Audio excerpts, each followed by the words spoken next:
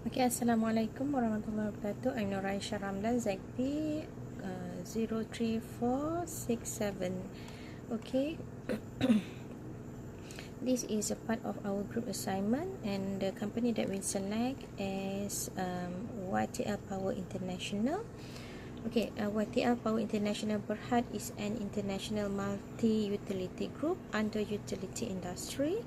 The headquarters is in Malaysia and listed in Bursa Malaysia, and the company is operating in 5 different companies, which is Malaysia, United Kingdom, Singapore, Australia as well as Indonesia.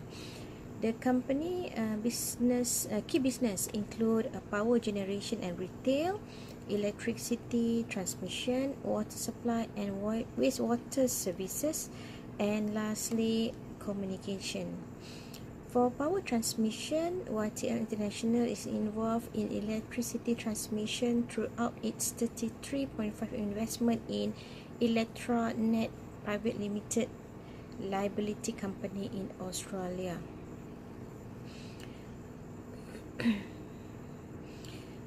For power generation and retail, with two plants in Malaysia as well as operating in Singapore and Indonesia, the company is the major player in the region's power generation and retail industry. In Malaysia, YTL Power Generation Sdn Bhd, a wholly owned subsidiary of YTL Power International, is Malaysia's first independent power procedure (IPP). The company owns two gas fixed combined cycle power plants located in Pakar, Terengganu, and as well as in Pasir Gudang, Johor.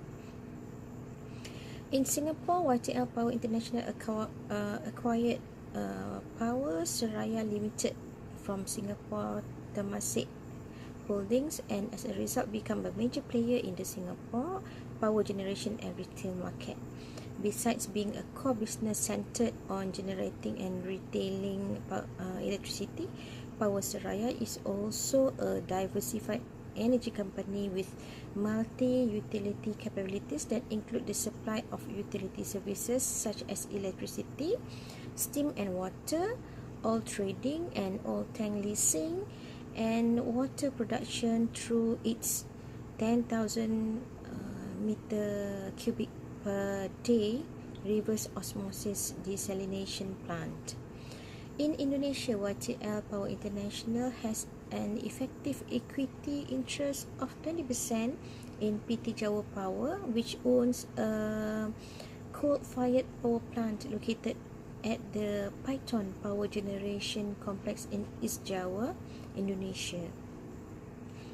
The next segment is water and sewerage services. The acquisition of Wessex Water in the UK marked the first foray into the European utilities market as well as the initial venture into water service business. Wessex Water, a wholly owned subsidiary of YTL Power International, is a regional water and wastewater service company in UK. Wessex is recognised by the UK water industry regulator and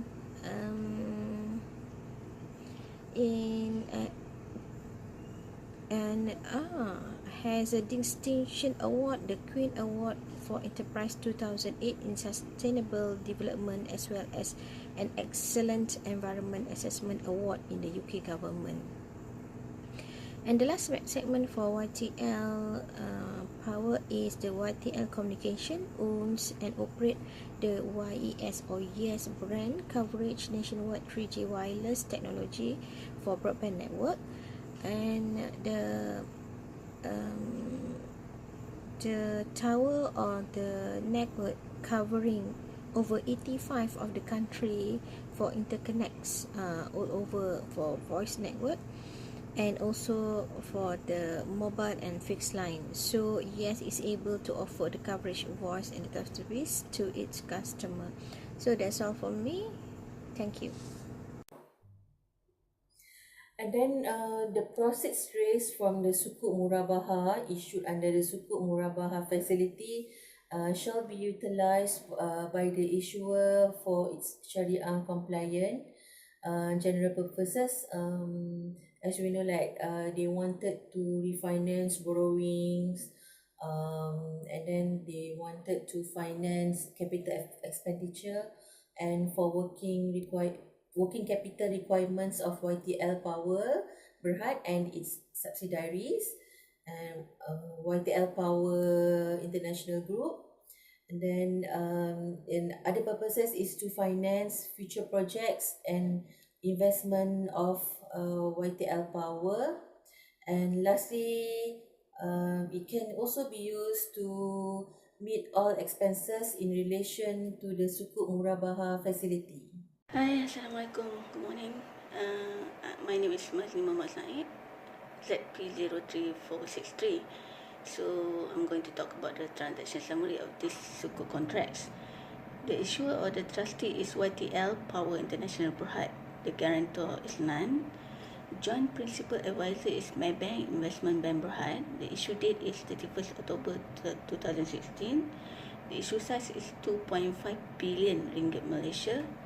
The profit rate is the fixed profit rate per annum for each tranche of the Sukuk Murabaha will be determined prior to the issuance of the Sukuk Murabaha. The tenure is 10 years. Identified assets is Sharia compliant commodities excluding ribawi items in the category of medium of exchange such as currency, gold and silver available at the Bursa Suk Al Sila as approved by its Sharia advisor. The use of this proceed is to refinance borrowings for YTL and its subsidiaries for YTL Group, and then number 2 is to finance future projects or investment for YTL Group, and to meet all expense in relation to the Sukuk Murabaha facilities. Okay, that's all. Thank you. Assalamualaikum. My name is Mazdiana. My matric number is ZP03468, and I'm going to talk about types of Sukuk contract used by YTL Power International Berhad. And as we know that YTL Power International Berhad uses Sukuk Murabaha facility with medium term notes facility of up to 2.5 billion value under the Sharia principle of Murabaha. As we know in the Islamic finance industry, the term Murabaha is referred to a contractual agreement between a financer and the customer, whereby the financer would sell specified assets or commodities to the customer for spot delivery, in that they expect that the customer would be able to meet the deferred payment obligations under the Murabaha agreement. Hi, my name is Nur Suhaila binti Hashim, ZP03283. I'm going to talk about our group assignment on Sukuk. To have Sharia compliant assets is not easy, and it's actually really difficult, even though there are lots of assets can be liquidating to turn it into cash. When the cash is needed by the issuer and want to issue the Sukuk to the investor, they must have underlying asset, but unfortunately it was not successful because those underlying asset was not Sharia compliant. Issues and challenges pertaining to Sukuk structures was lack in liquidity in the secondary market. The complexity of Sukuk structures is the second concern of issue and challenges.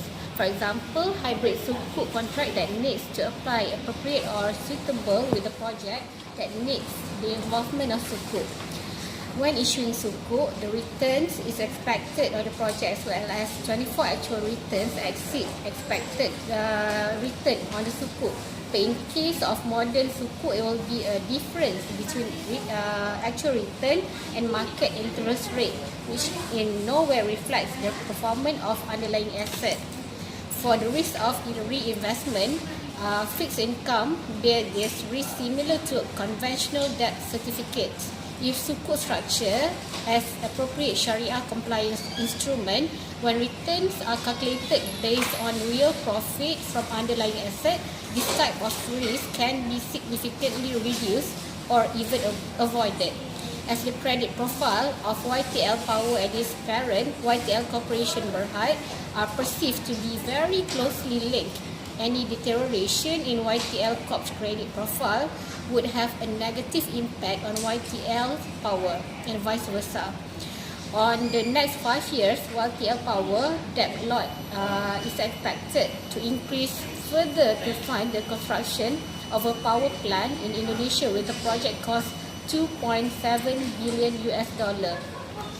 Notwithstanding the additional debts to be raised, we expect YTL Power's company-level operating cash flow to net debt coverage ratio to stay robust over the next 5 years. I think that's all for now. Thank you.